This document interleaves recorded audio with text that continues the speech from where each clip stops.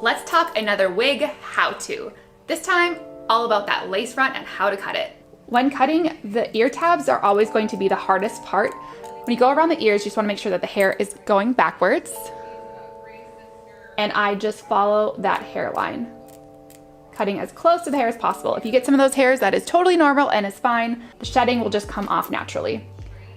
Next, I'm going to pull these baby hairs forward because, again, I don't want to wear them. And this is probably the scarier part because you're actually cutting into the hair. But I'm going to, again, just follow that line. The nice thing about these baby hairs is that they're nice and curly, so I can pull them forward. They kind of stand out. And when you're done, it'll look something like this. Like I said, shedding is a totally normal thing after cutting lace, but what I like to do is just start by running my fingers through the bottom and then working my way up to prevent any sort of crazy tangling. And who wouldn't love to just have instant pink hair?